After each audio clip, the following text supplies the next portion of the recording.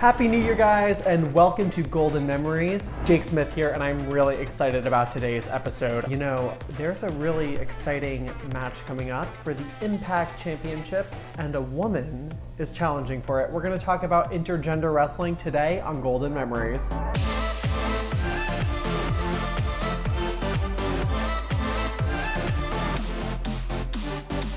It's all about intergender wrestling. You guys told me what some of your favorite moments and matches of intergender wrestling, and we're going to talk about them today. Tessa Blanchard has an incredible Impact Wrestling Championship match coming up. I'm really excited about it. You know, this is one of the first times a woman has challenged for the title. Not the first time a woman's been #1 contender. If you remember back to SummerSlam 1999 and what could have been. No, wait a minute, you can't, wait a minute! China was the #1 contender for the WWF Championship, defeating Triple H and The Undertaker. I remember Austin even did an interview on like MTV, TRL or whatever. Who's going to be fighting for the title? Is it going to be Triple H? Right now I'm going against China.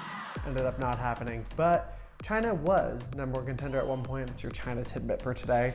Maybe not the only one, but Tessa's got a World Heavyweight title match coming up. I'm really excited for her. I know she's gonna kill it. If you've seen that parking lot brawl,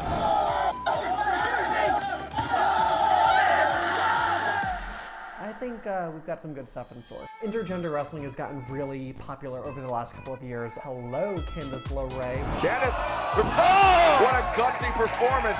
We've seen you. And I think some of that stuff has even gotten her noticed by the WWE. But that's who we're talking about today, the WWE. Intergender wrestling is kind of taboo now, like in Not Taboo Tuesday. We don't really see it quite often. We'll get like every once in a while a random match like Nia Jax entering the Royal Rumble, Becky Lynch facing off with James Ellsworth. There's just this stigma around it. Maybe a domestic violence stigma, maybe one of those Final Count action figure box stigmas. But intergender wrestling played a huge role in WWE's history, and we're going to talk about some moments you guys submitted today. At Stevie Dove's Radio submitted one of my all-time favorite intergender matches, Lita versus Dean Malenko from 2001. Dean Malenko was flirting the hell out of Lita, and she was having none of it. Obviously, Dean was a married man, which Lita pointed out on more than one occasion. He just kept pursuing her. They even had a date, which was a night Dean Malenko would never forget. Lita and the Hardys attacked him in his hotel room. But I'm not gonna lie, like, you know, young gay me really loved Dean Malenko in that robe. Sex. It's a little gross. Lita also faced off with him a few more times. She was in that Armageddon 6-man tag team match, was the only woman in the match. Last woman standing for her team, kicked some ass, didn't get the win, but it brought this feud a little further along. Dean Malenko versus Lita. Dean dominated most of this match, but she ended up getting the win thanks to some help from her buddy Matt Hardy. Personally, I think this was a huge moment in Lita's career. She got a huge win against Dean Malenko, who is one of the most respected wrestlers in not just WWE history, WCW professional wrestling history. Huge for her. And it led to that iconic kiss between Matt Hardy and Lita.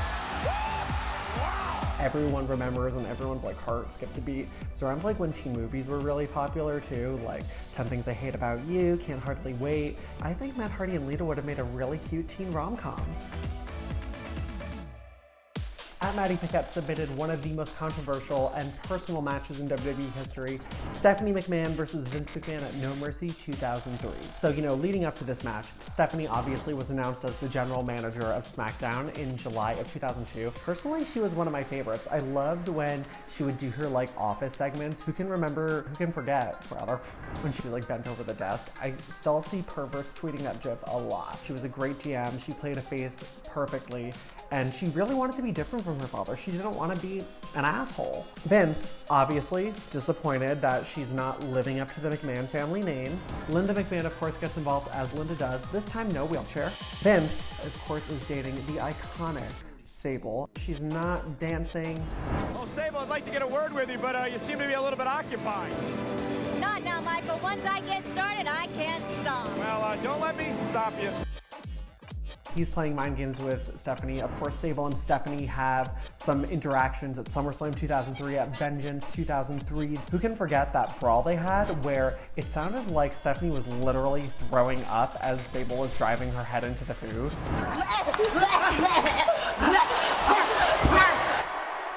It was traumatizing. A lot of this match was Vince tossing around Stephanie.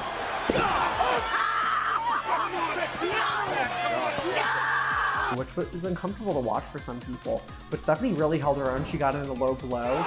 There was a brawl at ringside, of course, with Sable and Linda McMahon. Vince, being the billionaire he is and the asshole, was able to overpower Stephanie and choked her out with a pipe. Oh.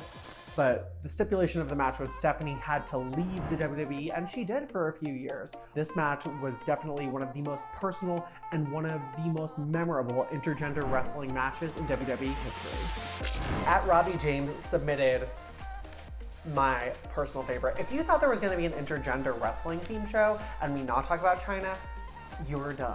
The match we're gonna highlight, one of her crowning achievements, the Intercontinental Championship match at No Mercy 1999. So China became the #1 contender for the Intercontinental title when Jeff Jarrett put a little sign-up sheet in the back.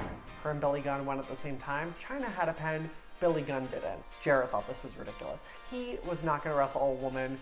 He would insult women constantly, beat up women, Ivory, Deborah, everyone. See the Cat Carter, I don't know why I called her that. He did not feel like China was real competition for him. China, of course, had to prove him wrong. At Unforgiven, she had one title match. It was a little controversial of an ending. Deborah got involved. Tom Pritchard is reversing the decision. Leading up to No Mercy 1999, Jarrett and China have a really historic rivalry. China wears Jarrett's trunks at one point. It gets really heated. They have a good housekeeping match. Any household item can be used. So basically, it's a classy hardcore match.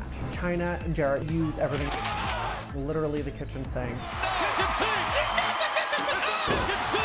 Jarrett originally won the match. He nailed China with the Intercontinental Championship. But the referee decided the Intercontinental title is not a household item.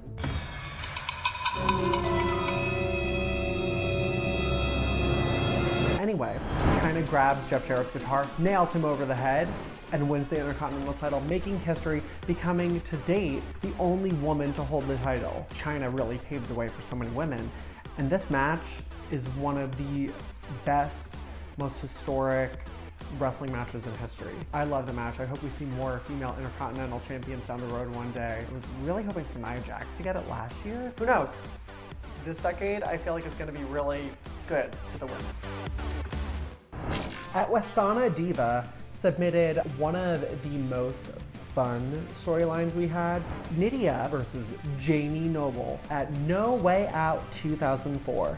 Now, the stipulation of this match was that Jamie Noble would be blindfolded. Blindfolded. Blindfolded. So Nydia, I loved her on Tough Enough. I was so happy she won, but then they did nothing with her, as WWE does. So she kind of disappeared for a while Maven was running around eliminating Undertaker from the Royal Rumble. She showed up on an episode of Tough Enough Season 2 to talk to the trainees. They usually used to show these like video packages when the trainers would come in, and since she hadn't really done anything yet, they showed some makeshift Titantron that looked like a memoji running on a screen. It was humiliating. Nydia finally debuted as the person who was stalking the Hurricane. She revealed she was his ex, and she brought in her new boyfriend, Jamie Noble. I was obsessed. I loved Jamie Noble and Nydia together. They were comedic gold.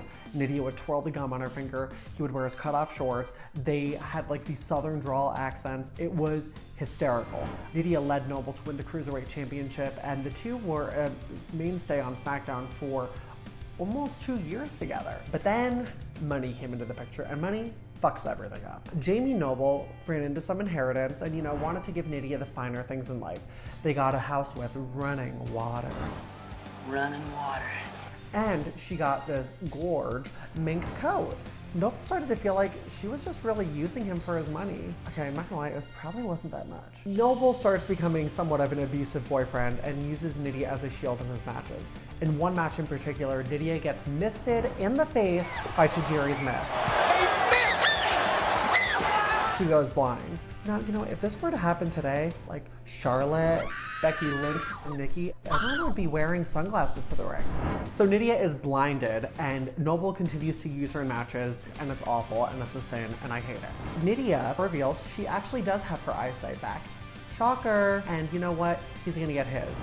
She takes her mink coat and throws it in a wood chipper on SmackDown, embarrassing the hell out of Jamie Noble. Noble had to wrestle this match with a blindfold on. Nydia did show some offense in. This match really helped build her up as a babyface, but in this match, she came up short. Noble locked in a Dragon Sleeper and defeated his ex-girlfriend. Nydia was one of my favorite characters in WWE. I literally would mark out if she returned. I guarantee you no one in the audience would know who she is. I would scream. Yeah. And at Royal TRP submitted the ultimate battle of the sexes, Trish Stratus and Lita versus Christian and Chris Jericho from Armageddon 2003. So leading up to this match, Christian randomly started saving Lita from getting attacked. Chris Jericho, he was developing feelings for Trish. I mean, who wouldn't? She's so satisfying. But this was all a bet for $1 Canadian. Christian and Jericho were basically trying to see who could rail whichever girl they wanted to first. Lita and Trish obviously found out, and this led to Eric Bischoff's The Battle of the Sexes. Definitely sounds like an Eric Bischoff thing. And this was actually one of the more competitive intergender wrestling matches we had seen in the WWE. Lita got to pull off a lot of really unique spots in this match. Christian, of course, was the big heel. Jericho was a little conflicted. He didn't really want to fight Trish. Trish and Lita unfortunately end up losing the match. Is this a thing? Like, what does WWE's think against intergender matches? We all know the real payoff of this storyline, and at WrestleMania 20, it all comes to a head when Trish Stratus reveals she's with Christian, turns on Jericho, and I'm not gonna lie, he kind of deserved it, because I feel like the bet was more his idea. It's my favorite portion of the show now, and this is when we ask a non-wrestling fan some questions. This is my Aunt Barb, everyone. She is my husband's mom's best friend. So Barb, what do you know about wrestling? Nothing. Some backstory on Barb. She actually married my husband and I, and it almost didn't go through, but Barb saved the day. Barb's daughter-in-law messed up our form as our witness. So, Yes, she did. so Barb is great, but she probably won't be great at this game, so let's get into it. There's a theme for every episode, and the theme of this one is women who have won men's championships. Chyna was the first woman to hold what men's championship? Wrestling? So it was the Intercontinental Championship. So that's like the WWE title's like the top one, and then the Intercontinental one is like the second big one. And she won it in a Good Housekeeping match. So what do you think a Good Housekeeping match is? She wears an apron? Close. There were aprons involved. Basically what that means is in a Good Housekeeping match, they can only use household appliances. She had a blender? There was a blender. Really? There was. And a mixer? Yeah, a mixer. Basically, it was a wedding registry in a match. There's been a lot of women who have held men's championships. Several women have held one title in particular, the hardcore title. What do you think that means? Hardcore title. Means she's very buff. Very buff. Very buff. So the hardcore title means they can use weapons, What kind of weapons? like a baseball bat, or a steel chair, or like a barbed wire bat, or a door. So like one of the girls did win it with a door. Actually, she lost it with a door. My mistake. She won it with a frying pan. All right, I'm gonna show Barb some wrestlers, and she's gonna have to guess what she thinks their name is. I don't know any of their names. I'm so Okay. excited. Let's play this game. What do you think this woman's name is? Black Velvet. No, this is Jacqueline. She is wearing velvet in this outfit, Yes, she so I is. can see, yeah. Okay, I mean, okay, that was a good guess. Oh, thank you. Jacqueline won the Cruiserweight Championship, which is a men's title. That's why that was important. So, who do you think this is? I think this is Miss Liberty. Ooh, that's a good guess. So this is Medusa, but she spells it like Mad USA. So like all of her outfits were very like patriotic-esque. like this. She was also Cruiserweight champion in WCW. She beat her boyfriend for the title. So Yes. yeah, so yeah, we like her. So what's her name? Black Widow. Blackwood. Ooh, that I could definitely see that. Yeah, this is like very spiderwebby. This is Tamina. So close, but not at all. Tamina was the 24/7 champion. So the 24/7 championship is the hardcore title, but like the PG version of it, weapons are not necessarily encouraged.